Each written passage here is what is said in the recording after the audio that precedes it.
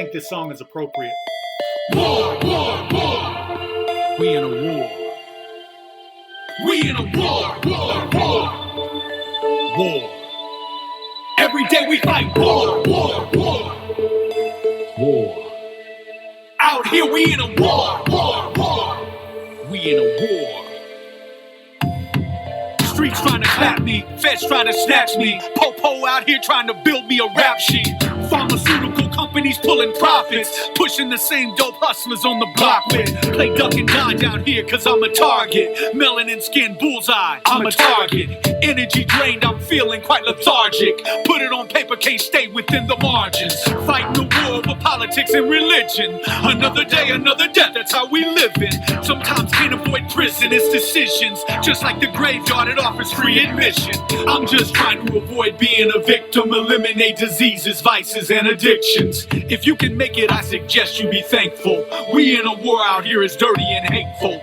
We in a war, decimation, destruction. Savagery upon savagery, destruction. People starve and leaders worship corruption. We many mountains having volcanic eruptions. Peace, blessings, salutations. Yurima Karama here with another segment, Real Life, Real Talk. These are the days of our lives. So I wanted to open up with that because I think it's I think it's very relevant because we actually are in a war out here, whether we realize it or not. So I wanted to do this segment and basically, well, let's see what you think. Kind of ticks me off for real, but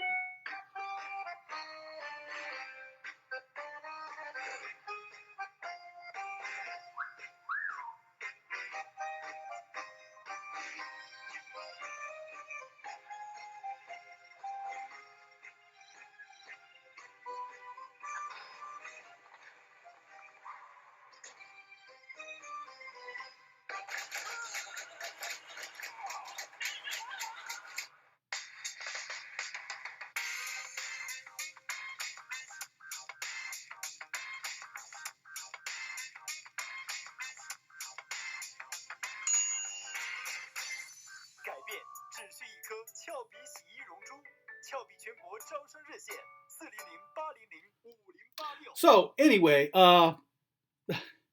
so you know, it's so disheartening that you have to laugh to stop from crying. So all over the world, and this is why I do what I do, and this is why I give two fucks about people who give the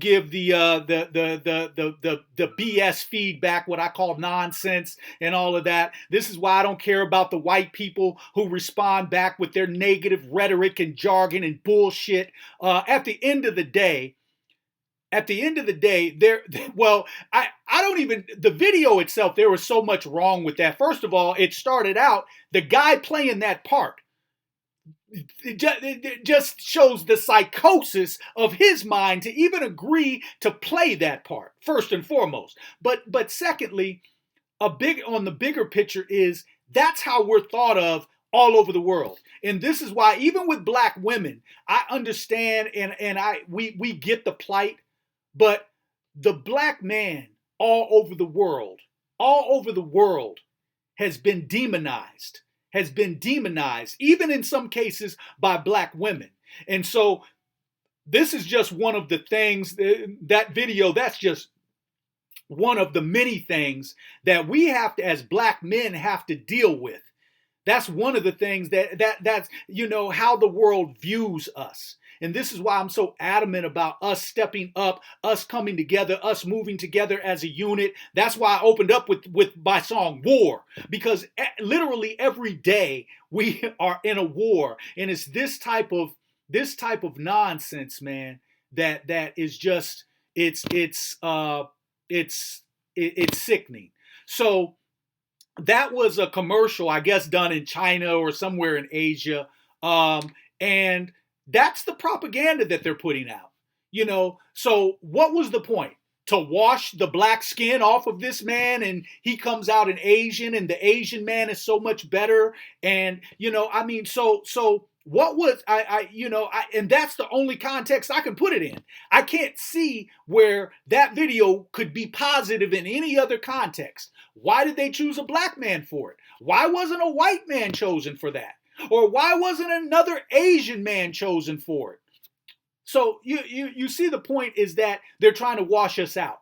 Wash out the black skin and brown skin, and this is the propaganda in the mix that they keep putting in. And it's just my job to make you all aware of it, to make you privy.